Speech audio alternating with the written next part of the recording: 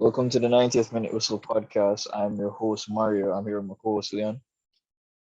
Hello. All right. So, European football. Yeah, just give me a second. Don't need a second. Let's start it off. While you're giving your second, Chelsea beat Malmo 1-0. Wolfsburg beat Salzburg 2-1. Villarreal beat Young Boys 2-0.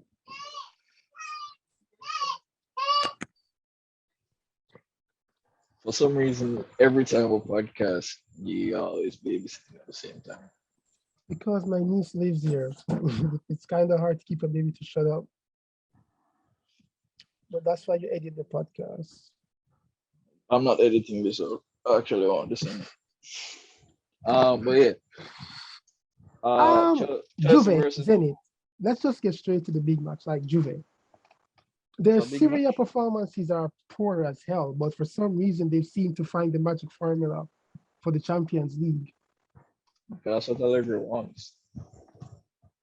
Like the Dybala scoring 2 goals, Chiesa, he's still firing. Morata scored. It's like it seems like they are top of the group with 12 points, 4 out of 4. I don't get it.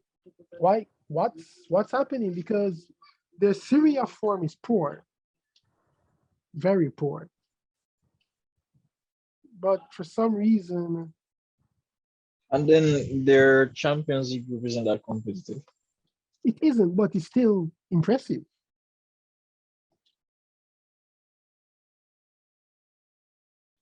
They joined Ajax, Liverpool in the first 3 teams to automatically qualify for the next stage, and Bayern as well. Real Madrid group is still up in arms because Sheriff can still make it, and Inter might drop out. Yeah, with Sheriff, alright, them look too far. Sheriff, look, they're at 6 points. Inter is on 7 and Madrid is on 9. Yeah, well, as I said, I think they're riding. They've ridden their luck too far. I wouldn't say this is luck. I think they've played well. They've played really well in the matches that I've seen them. I wouldn't say this is luck. I think they've found a formula that works, and I think teams are underestimating them. I think the biggest disappointment in this group is Shakhtar Donetsk. They have yet to record a single win. I wouldn't say that. But this Shakhtar team isn't very good. I would still say they should be good enough to register at least a win. No, trust me.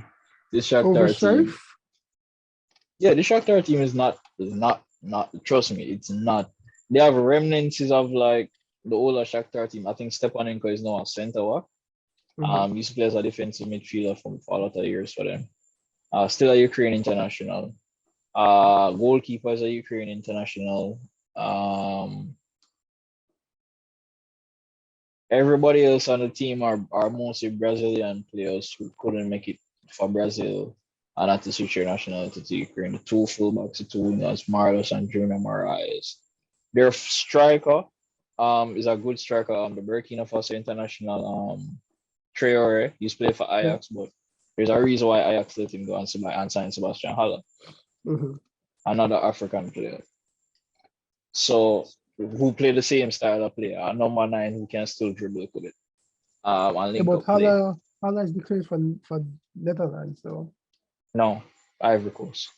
Yeah, I'm not sure about Yes, that played one, for I Ivory think. Coast. Played for Ivory Coast recently as well. Played for Ivory Coast recently as well. Starts for them up front.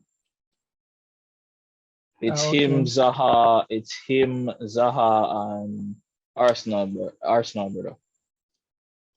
Okay. Pepe. So he declared for Ivory Coast. Yeah. So there's a reason why Ajax let Bertrand Traore go and not Bertrand. The other Traore Yeah.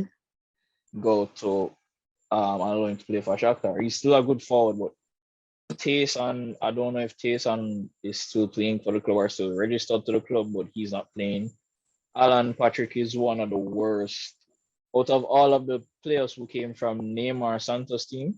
Yeah. He was a bench player in that team, just to show you.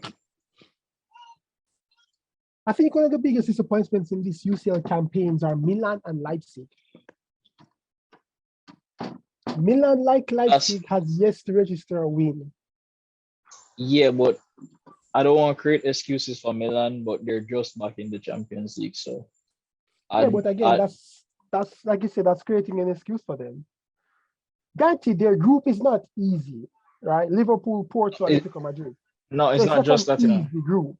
No, it's not just that, I don't think people and it goes back to what I was saying, that at times we have to look at the teams for what they are now.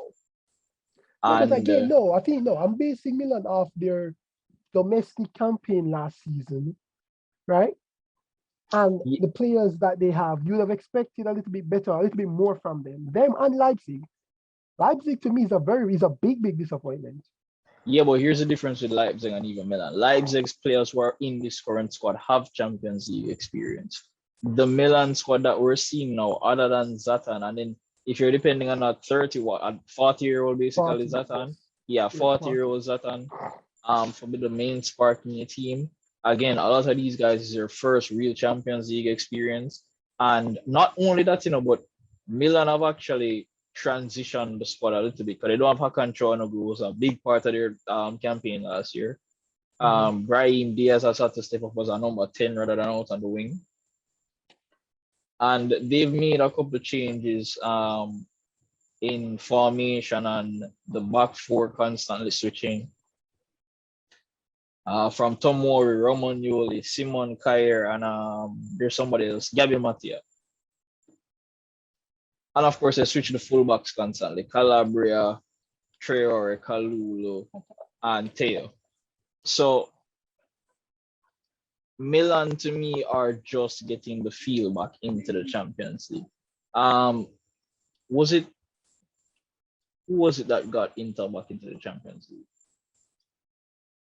Inter was Conte. No, before him title winning season. It was still Conte. Okay, so yeah, they didn't come back like firing. But Inter still, they're performing good. Second in the group, I think. Yeah, but Inter's had that year, and their players have been together for that year and won a title. AC Milan aren't fully back yet, as close as Inter is. Inter now believe that they're the Inter of 2010.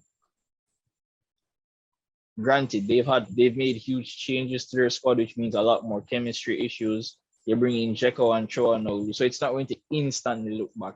And then, like I said, Simeone's playing style is a bit different from Conte. They share the same team shape and formation, but Simeone kind of plays like a tiki-taka football version of Catenaccio football, but with the same Italian formation and shape. So between Porto and Atletico Madrid, who do you think is going to make it? Because Porto is on 5 points, Atletico Madrid is on 4 points.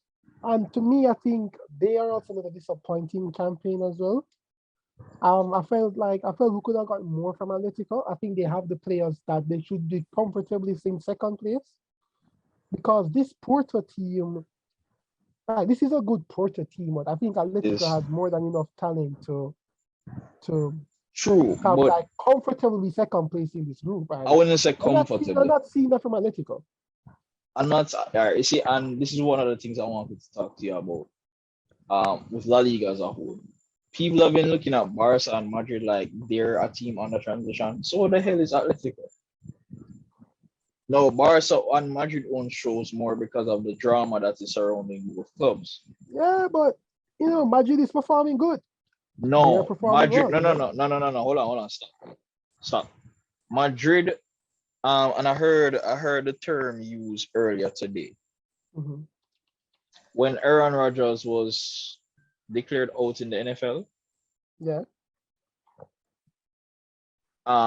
Somebody used this statement on the Pat McAfee show. You're going to see the Green Bay Packers flaws now that Aaron Rodgers is no longer available to the team. for 2 games because of the COVID. Aaron Rodgers paper over the cracks that people don't see in Green Bay because they're still winning. Even if they don't look like a super team, they're still winning. So nobody realized that Atletico is just as bad as Barca are in just as bad a situation. Maybe not financially, but squad wise and transitioning wise, they're in just as bad a situation as Real and Barca. And which other teams I are think struggle Madrid. for I transition? think Madrid is the best. I think out of the three of them, like you're saying that Madrid is transitioning through, but when Madrid is playing well, they're playing good football. Vinicius is stepping Yeah, up to the plate. no, but here's the They thing. still have Benzema that's doing his thing, Yeah, but Cruz, it's Modric, still no, Casemiro, but they're come still doing on. them things. No, but they're not doing it at the same level where they're a Champions League contender. Madrid are always going to be Madrid in terms of like, and especially when you have an experienced coach like Ancelotti. And again, it's not that they don't have talented players in the squad, but if you have a coach like Ancelotti, they're going to look good. But are they going to truly compete for a title? Not the La Liga title. I'm talking Champions League. They're not there yet. They are still transitioning, but they're a team that is transitioning. And again, much like Atletico Madrid, they're transitioning in Madrid's case, they're transitioning and making it look good at the same time because they're still playing attractive football, and you're still seeing the Vinicius, or the Vinicius, the Cruz, the Modric, Yeah, but the I think the Isco. biggest factor for Madrid this season is that Vinicius has really stepped up. He's really raised this game to another level. He's performing at a higher level. No, I'm not disagreeing with that, but Rodrigo as well. I believe Ancelotti coming in has given them new lease or given the winger because it's that's why no well his it's not just systems about really makes wingers really come to life. yeah, but again, it's a matter of I don't think that Madrid is as far as they probably think they are because they haven't truly been challenged yet. But this Madrid team plays attractive. Yes, Vinicius is stepping up, so is Rodriguez and the other youngsters, but that's why you pay so much for them. But I don't think that they're at the level that you think they are. And it's the same, and that's what brings me back to the Atletico Madrid point. João Felix winning La Liga with them and Suarez winning La Liga with them last year. It papered over the cracks. Ancelotti's Madrid playing attractive football. Vinicius looks like a star, or are starting to look like that Robinho comparison. And even when Robinho was playing at Madrid, the team wasn't playing at its best as a team because he didn't win the Champions League there. And yes, they looked good, but they still couldn't get over the edge. And they were winning La Liga, they were beating Barca to La Liga. But again, even when Robinho was at Real Madrid, they weren't truly hitting Champions League levels. Chelsea and Man U were.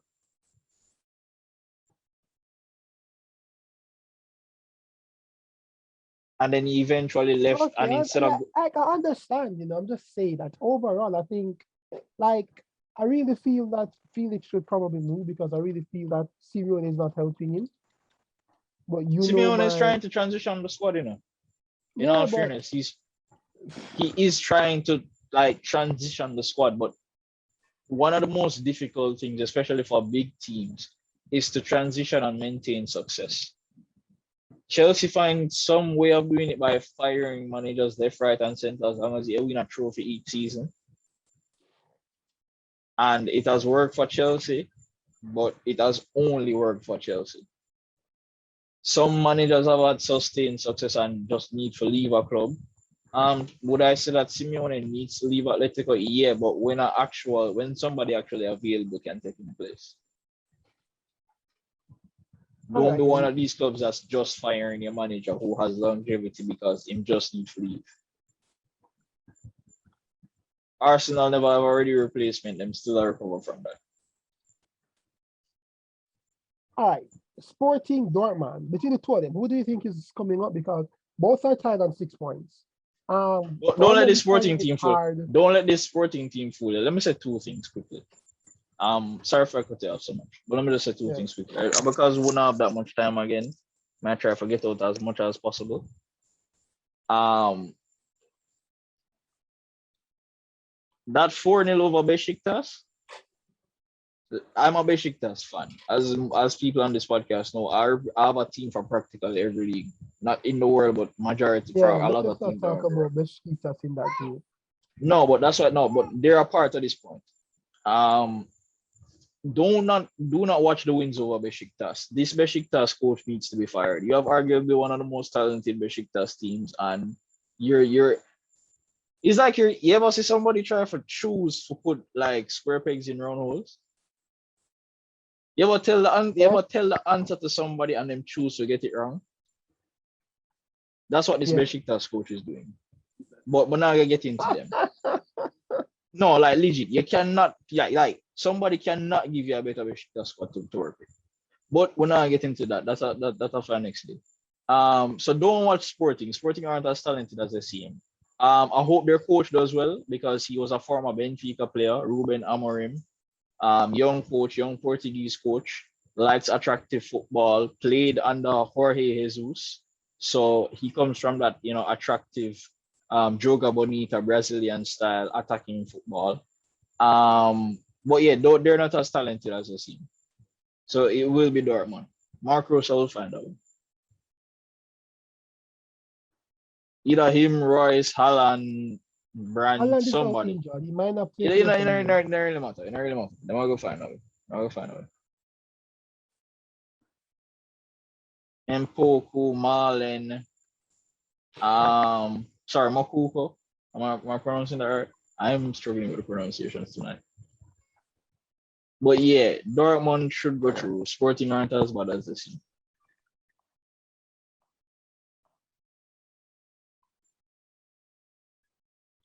Okay. Um, Barcelona. Not much to say about them. All I ask is that Bayern keep it to like a 5 goal limit. You know they won't. I don't think you're gonna get 8, but Lewin.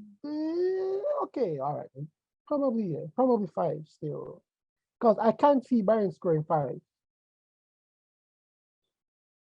But like, let's talk about this Bayern team. Like, do you think this Bayern team is the best team in Europe right now?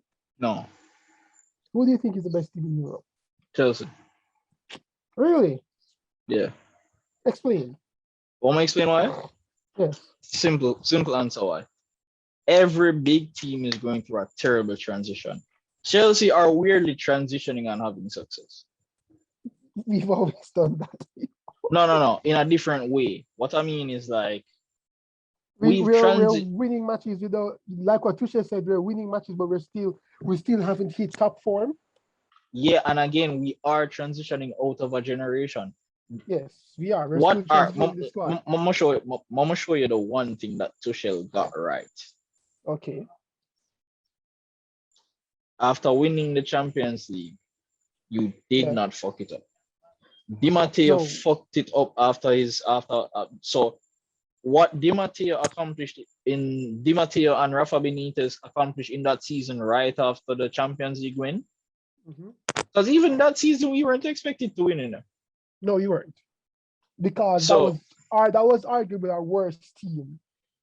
Or the players in that team were at the end of their prime. The end of them prime. Not even like, oh, them just turned 31, No, 32. like, No.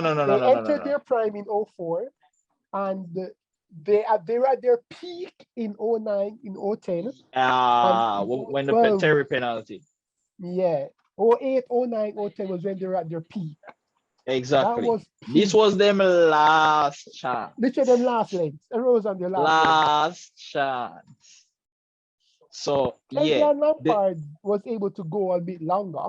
Yeah, Terry them went today. longer, definitely. Anelka and Drogba literally fly to China same time. Last leg. Gone.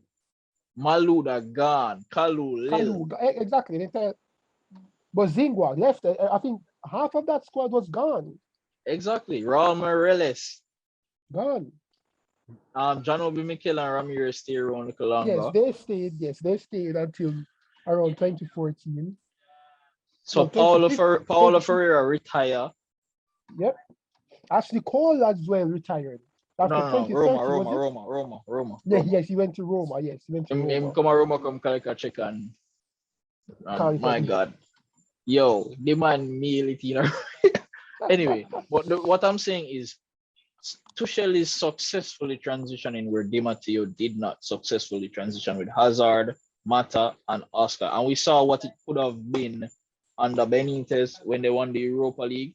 Imagine if it was a manager who could actually, let's say that it was still Carlo Ancelotti who won the Champions League instead of Di Matteo. And then to transition now with Hazard, Mata, Oscar, and even Lukaku was brought in. The McEachranes were still, fit at the time. He brought in Van Ginkel. Marco Marin was signed at the time. We bought Marco Marin, Oscar, Hazard, Courtois was sent out on loan, De Bruyne was sent out on loan, Lukaku was sent out on loan. Marin vanished. Oscar went straight injuries and Injuries and No, even that first season, he came and he went strictly out on loan. He didn't even step foot in a Cobham. Because just say him vanish. Oscar no. He played in man. He played some matches.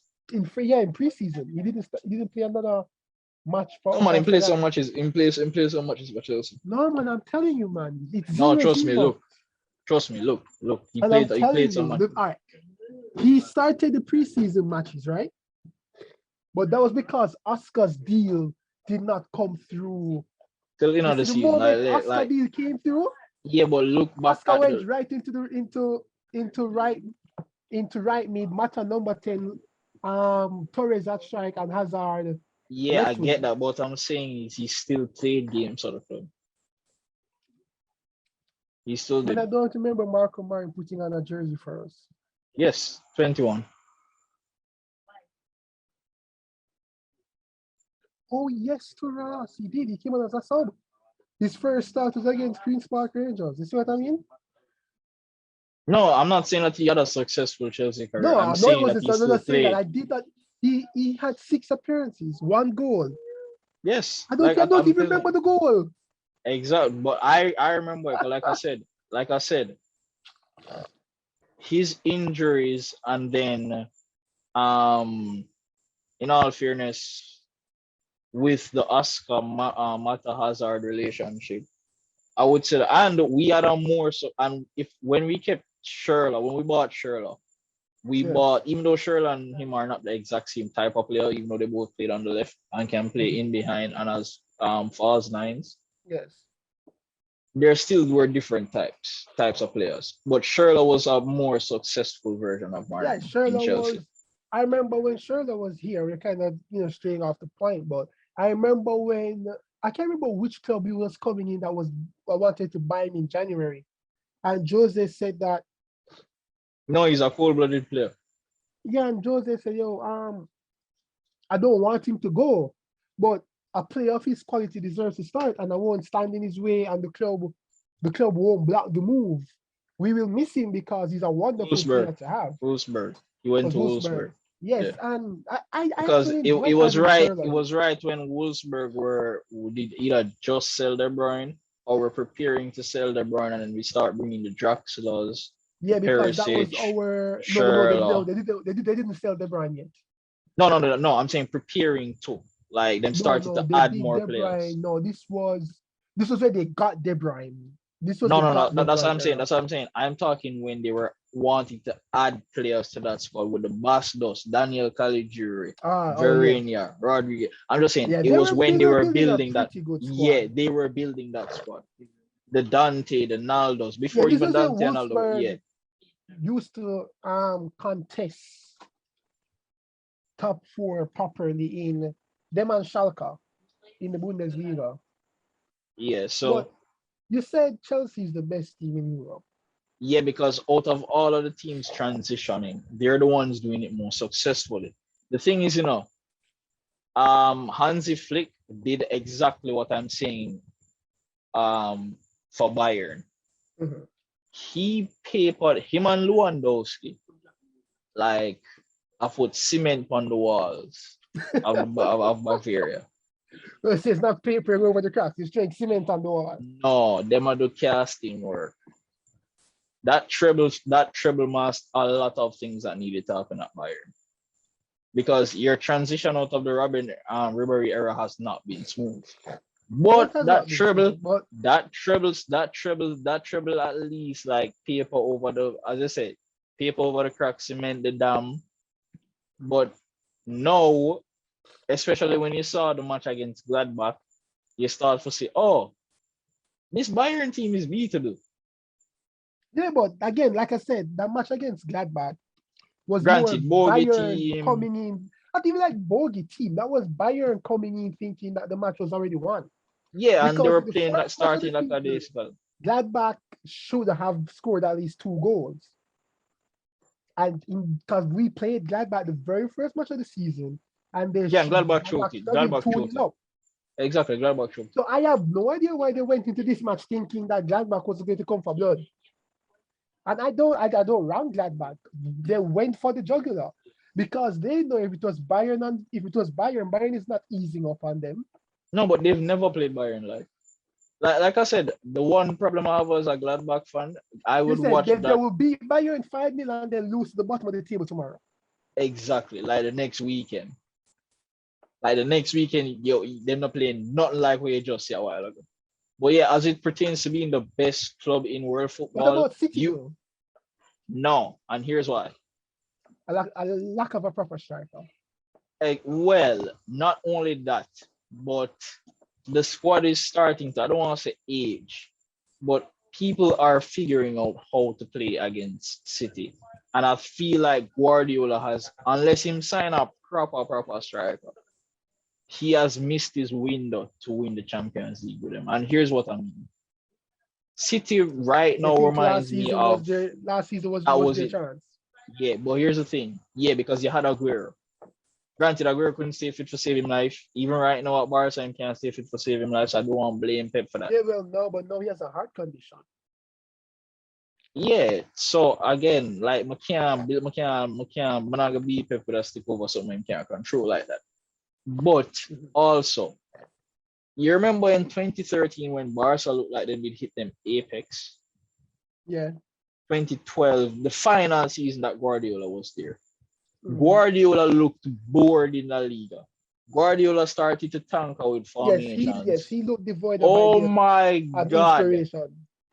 That's what I'm seeing from Guardiola now. I think him and his squad is burnt out from each other. And similar to what you're saying about Simeone. So you're saying that it's probably now an Alex Ferguson situation where Ferguson used to change his squad every 3 to 4 years. Yeah, definitely. So but also at that point now. Yeah, but again, the thing is, Guardiola and managers like Ancelotti, they can pay, and Tuchel did this at PSG because now we're seeing what PSG are under Pochettino. Yeah. So Tuchel did this at PSG. He found ways to paper over the cracks and make you only look at the superstars. Found ways to get the best out of Barca's aging midfield. And exactly. Like I said, that treble covered up a lot of things because that treble winning year under Enrique masked how badly you needed midfield reinforcements. Exactly. Because remember, we had Fabregas and Thiago Alcantara. Basically, Barca had a boom of midfielders. You had your replacements and you allowed them all to leave. No, and here's the problem though, Leon. Here's the problem. Barca had a boom of midfielders coming out at the same time. So the club felt like they never have a choice. You know what I'm saying? So for example, when if Fabregas had chosen to stay for one more season, we wouldn't have bought Rakitic. And same thing, if Iniesta didn't play as well as he did that extra season, we wouldn't have let Thiago go. But also, we allowed these two to go because we're saying, okay, there's Sergio Roberto, the other Alcantara brother, and at the time, it was Rafinha Alcantara, Sergio Roberto, Jonathan Sergi Dos Sampier, Santos. was it? Was it No, no, Sampier? no, right, before, right before Sampier. Okay. But yeah, you can even include him, Sergi Sampier, and that's why we also let go Oriol Romeu. You remember when Chelsea signed Romeu? Yeah. It's because we felt like, all right, we have Busquets for some for a good amount of years, and but Romeu need if Romeu is supposed to be our next Busquets, he needs to play now. And Chelsea said, all right, we'll take the risk on him because it never cost them shit. And Barca never immediately need him. And we had Seydou Keita as well. And that's the same thing for Sergio Roberto and Sergio Sampier. They couldn't play in defensive midfield or central midfield because we had Sergio Busquets and Alex Song.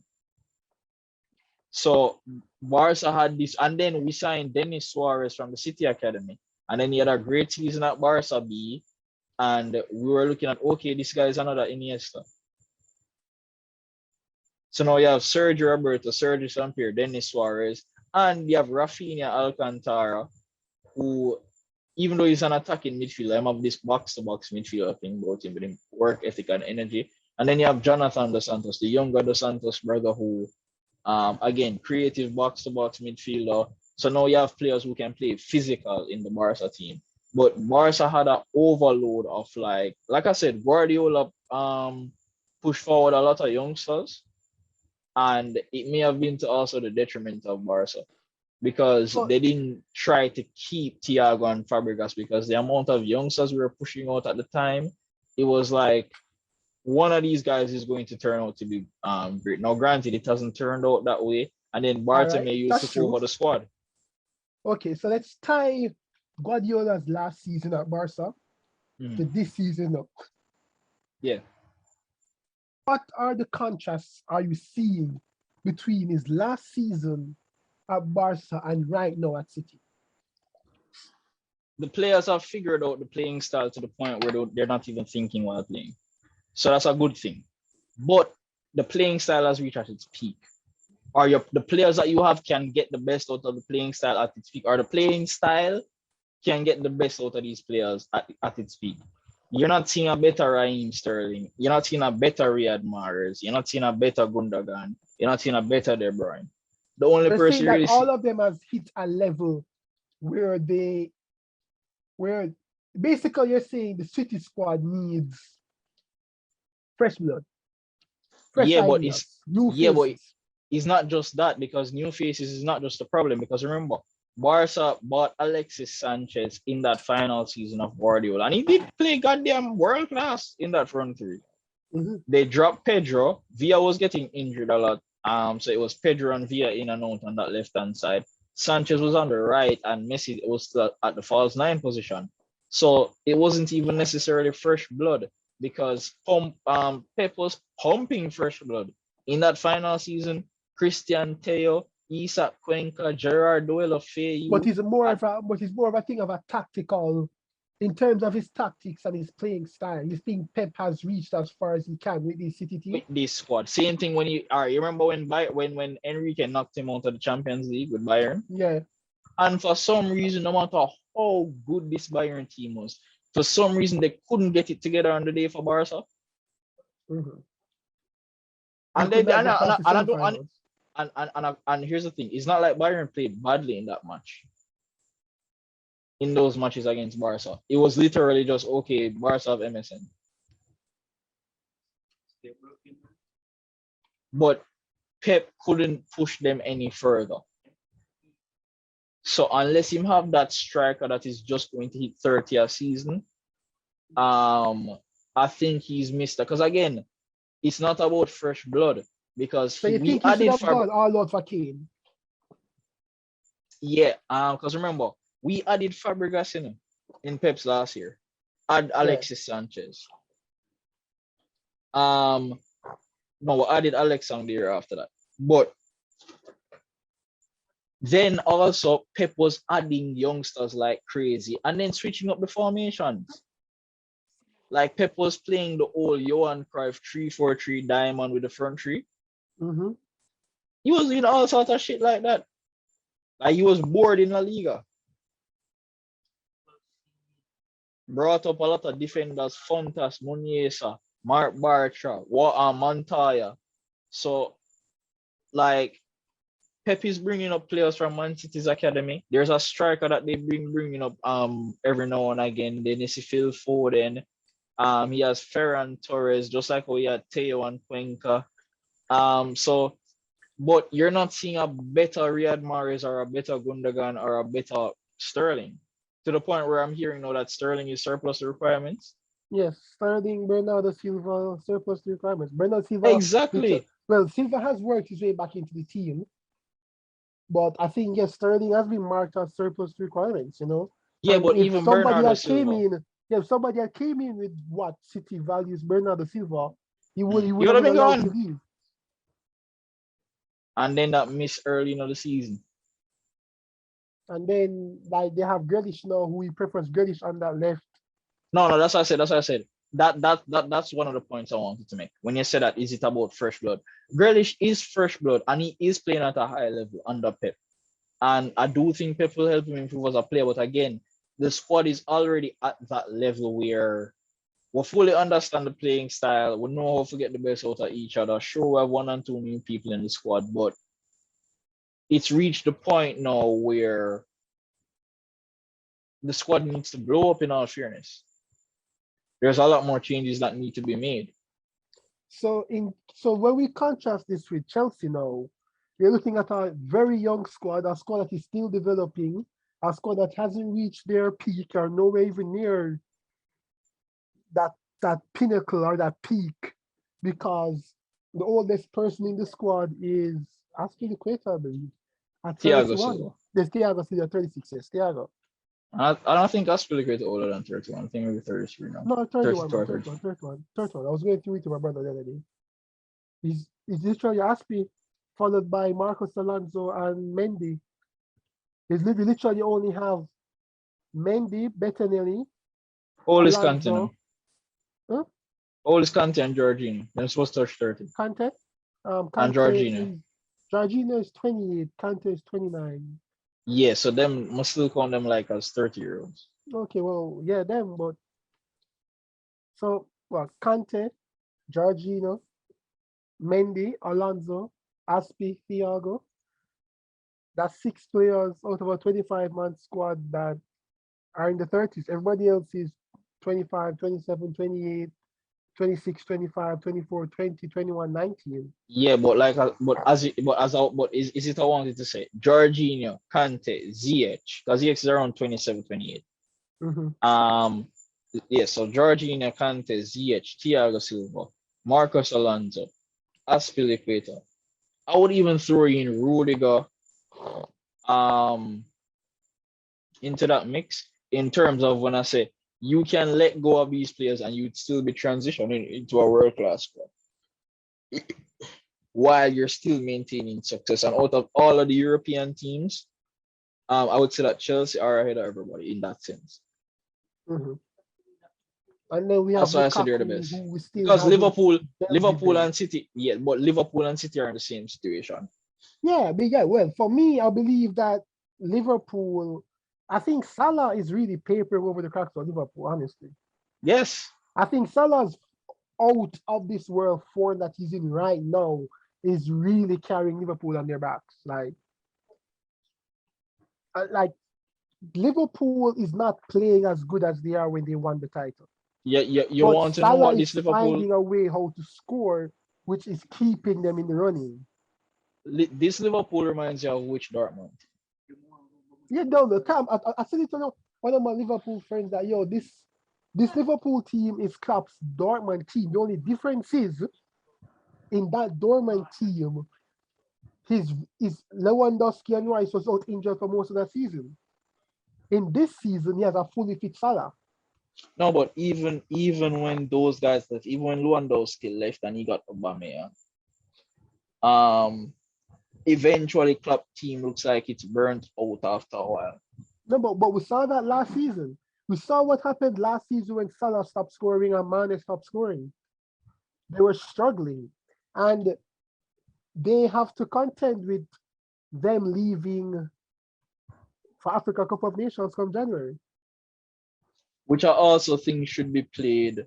So we'll get into that. We're going to talk about we're going to do a deep dive into how the tournament should be set up going forward. Because I think you could get the most out of the African Cup of Nations and the it's just like what they've tried to schedule, they've shifted the schedule of the Copa America and the Euros to be in the same year. Yeah. You can do something similar with the rest of confederations to get the most out of the calendar.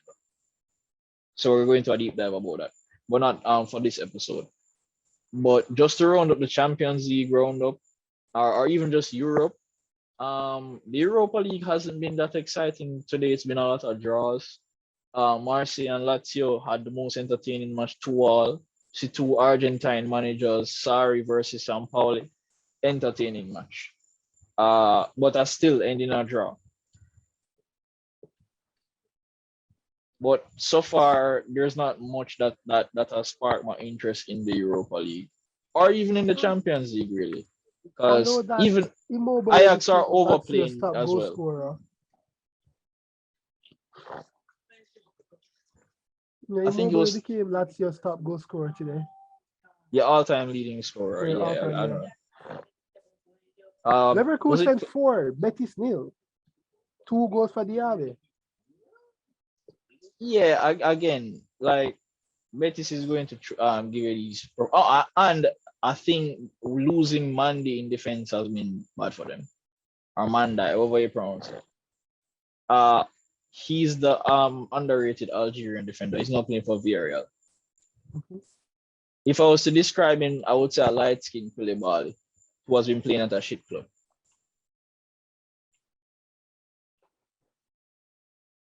Two-footed, win the African Cup of Nations with Algeria as a leading centre back at the back.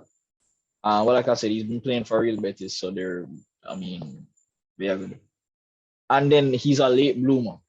So his top form came when you're already like 28, 29. So I must say he's about the same age as Koulibaly, which is about 31, 32, maybe 33. And physical, pace, comfort on the ball, leader at the back. But they've been missing him at the back. Nobody to organize the defense. Like I said, he was two-footed, ball playing center back, leader at the back. So I did kind of expect that from Betis. Betis is a team that has to outscore you. And that's why I think the Seville derby this weekend might be entertaining because both teams are attack minded. Lopetegui versus Pellegrini. Both teams don't have a great defense. Mm-hmm. Nor an emphasis on it anyway. So and again, Pochettino can't paper over the cracks of PSG. And until he plays Messi as an attacking midfielder, and he doesn't want to do it because Messi is no longer running back and making tackles. And if I can play as a number 10, you have to do a little bit of that. So yeah, but again, make it work. That's why you're the manager. No. All he has to do is do it, but he has to commit to it. Pochettino is trying to fit in all of his attacking players without conceding goals. And I think he's just going to have to... That's not going to happen. You have to understand that with the players that you have. That's what I said. That's what I said. He's been outscore people. No, he's been doing that, but he's trying to fit in everybody in a way that somehow, because I don't think when he put Messi in attacking midfield, there's something missing about the squad. There's something wrong about the squad. And he's, no matter how he tries to make it work, for some reason he has to put Messi out wide, put Di Maria out wide, and Neymar as a 10. But he needs to, like you said, he needs to commit to Neymar on the left, Messi as the 10, Di Maria out wide, and Mbappe up top. Like I said, for some reason it hasn't been clicking. Like I don't know if he use Wijnaldum and Verratti at the base of the midfield. Mm-hmm. So it has, and then again, he's never had like Verratti's been in and out of the squad, Wijnaldum in and out of the squad. Like because, it's like you either do that or you play Messi as a false nine. But more of a playmaking false nine. No, I get what you're saying, but like I said, I think I think he just haven't found the combination right. That's the thing with Pochettino. He's trying to fit everybody to where Because you can't put Mbappe on the left, put Neymar as a 10, Di yeah, Maria Di Maria open, on and the put right. Messi, Yeah, as the false line. yeah, but again, sometime he want that focal point up front, which is why it would be better for Messi to play as a 10. True, because now you harness his playmaking abilities. Yeah. And again, you can actually but And you see the pro but you you see the keep it problem going is in and around the box. no, but you see the problem with Messi no longer and it's not that Messi isn't working hard anymore, but he's not gonna run all the way back as a number 10 should. But Neymar would have to play better defensively on the wing if Messi go like take a day off in the midfield. Because Di Maria go work hard defensively, but if Neymar doesn't work hard defensively on the other And side then of you basically need Di Maria, Mbappe, and Neymar to work extremely hard to have Messi in the middle of the pitch. exactly. But you see the Unless benefit of that you see is you see if that you even of have a defensive midfielder, it wouldn't be that bad because you'd have somebody dedicated to doing that. so they probably need a Declan Rice type of player in that midfield alongside Verratti. I was gonna say Thiago Motta, but any can do. Ghana Gate does it, but he's not a world class player. He's a very good player, close to world class, but he's not like I hate to say it. I hate when people say it, but people say he's a poor man's Kante. I wouldn't say poor man's Kante, but he would be like somewhat lesser lesser player than Kante. Same playing style, but Kante absolutely world class. Ghana Gay can be world class for him. And then he's a red card magnet. So are you going to have him for most of the matches? Danilo Pereira, they brought in Danilo Pereira, but again, he's a good defensive midfielder, the type that you need, but he's a good player, not a world-class player. Leandro Paredes can play the role, but again, at a world-class level, like Leandro Paredes can play as a deep line playmaker at a world-class level, but not as a defensive midfielder at a world-class level. So he has too many attacking options and too many even deep line playmakers. Because if him take off Verratti, granted, him have Paredes, him have Ander Herrera, and even Idrissa Gana Gueye is not a natural defensive midfielder. The same thing that I would say about Kante all the time. They're not natural defensive midfielders. They're box-to-box midfielders who can play defensive midfield. But that's why I said that like Chelsea are ahead of most European teams because you're transitioning into a very talented young squad, and the players that you need to clear off of your books or you're looking to transition away from are still world class and could still win a lot of trophies. Because even if you don't win the Champions League this year, if you win the league, the FA Cup, and the League Cup, and the Clubs World Cup, and you already win the Super Cup, that's a damn good season and a damn good way to move on from players like Alonso, Aspilicueta, Thiago, Rudiger. On the last point, right? Yeah. Tuchel gave an interview, said that this is the most comfortable he has ever felt at a club. That this is the most, in terms of how a club operates, that this is the best feeling he's ever had, and he feels like he's at a perfect match. And from what we hear from coming off of the boardroom, the academy, the women's, everybody at the club now just seems to be going in one. Like the insiders say that this is the most unified the club has ever been since Roman has taken over. And they credit that to Tuchel being the focal point. Yeah, but like I said, it was the same thing that I was saying for Di Matteo. If Di Matteo, if Villas-Boas did what he needed to do and just kept the experienced players in the squad, I still think he would have won the Champions League with Villas-Boas. So I do think, because again, Villas-Boas to me was a better coach than Di Matteo. Well, he's a better coach, like you said. Villas-Boas didn't do the wrong thing. It's how he did it that was wrong. That was wrong. Like you don't Like transition you the are the squad new yet. manager on the block. You're the new guy. You can't come in and tell Lampard, Terry, Drogba, Ashley Cole, say, "Oh, yo, you know, it's on the time." Oh, No, but again, even though we were supposed to be transitioning from some of but like I those said, guys, what he did was this the was the right thing. yeah. He just did it the wrong way. And again, him still didn't need those experienced guys for in the Champions League. But him ruined the fact that him not a Champions League. But again, I think that Di Matteo was never planned to be the manager. And when it was time to transition the squad to a manager that was a world class coach and not just a player, not just a well respected figure at the club. Because Di Matteo is respected at Chelsea, former right back, win FA Cup with Vialli them and Gianfranco Zola. So he's a respected figure and he's a good coach. And he's a legend at the club. He's a legend. The fans Yeah. sing his name, number 16. Robbie Di Matteo scored the winning goal in the FA Cup, I think it was for us. So Yeah, so Robbie, like you I know, said, he's been there. He's a part of the furniture, as them say. yeah, so you can manage the team great when you're a legend, but what happens when it's time to coach? And he did have coaching experience because he did take over West Brom for a while, helped save them from relegation. They did. Um, Yeah, they did. He did. He's had some so good stints, but he's always gone to clubs at wrong times after another his last couple of appointments. yeah, because he's always trying to do fix me perfects. Exactly.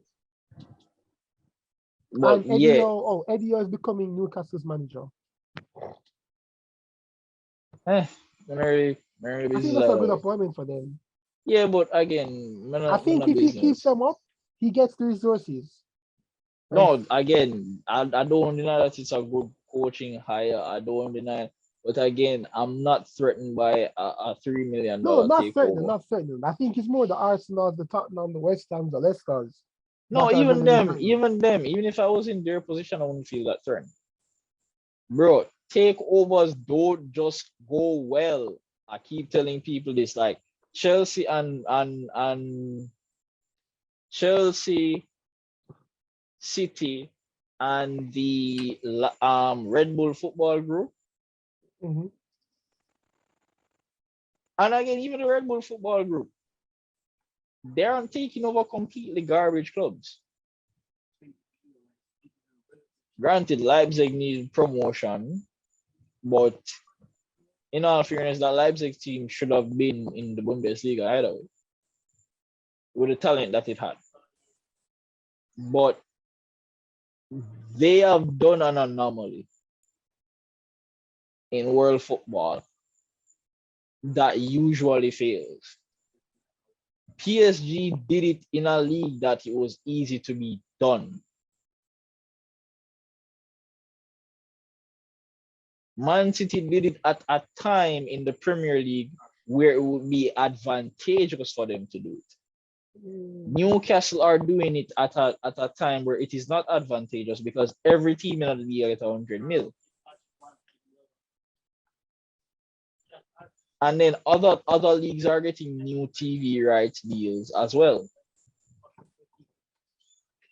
So even if them not get 100 mil a season, teams from other leagues are going to be able to hold on to players more because there's money coming into other leagues. And even still, if you're going to compete Newcastle with that new ownership, your club doesn't have the history of even the Inter Milans and the AC Milans. So even though the Inters, the ACs, and the Napolis aren't probably spending as much as you, their history will make team players go to them. Okay. And it goes back to what I was asking you when we had the discussion about having, do you prefer to have one Man City or 10 Man Cities? If you have 10 Man Cities rather than one, you're still stuck in the same position you were in the first place because everybody can spend as much as you. And again, we've seen it 1,000 times. Angie Makashkala, we've seen it 1,000 times where, yes, you manage to build a squad, you manage to buy the best of players, and it still doesn't work. PSG still don't have a Champions League. City still don't have a Champions League. And then first Champions League final. PSG had their first Champions League final against Bayern. Chelsea and the Leipzig don't even win them Bundesliga title yet. You have a point there. It does, and Leipzig did it a slow way. They built from the academy. They invested and bought the club. They But built from within. Granted, they bought other clubs around the world to pump into to basically have a basically an academy around, and the City Football Group is doing the same. So I get it, but if you think you can just build a squad overnight with even 500 million, fuck financial fair play. Even if you try it with 500 million, it still takes City 10 years just to touch the final, just to smell what the field smell like for the final, just to know how the chalk, like, the white line look this much white in the Champions League final. It take them 10 years to even look on that. And then so many other anomalies had to go in their way. Barca had to piss off Neymar at the right time. Mbappe had to choose to go to another French club despite winning the league on with Monaco. There were so many other anomalies that had to go right. Nobody thought that after AC Milan were desperate to sell Zlatan and Thiago Silva because they needed the money.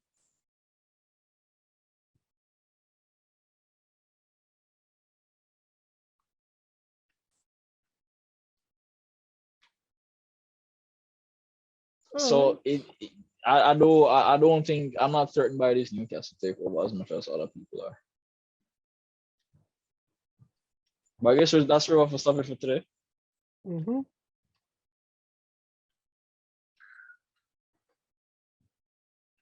How the FM game going on so far? I haven't been able to play all week.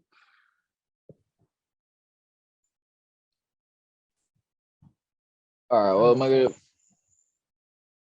anyway, that's it for the 90th Minute Whistle podcast. We'll see you guys next time.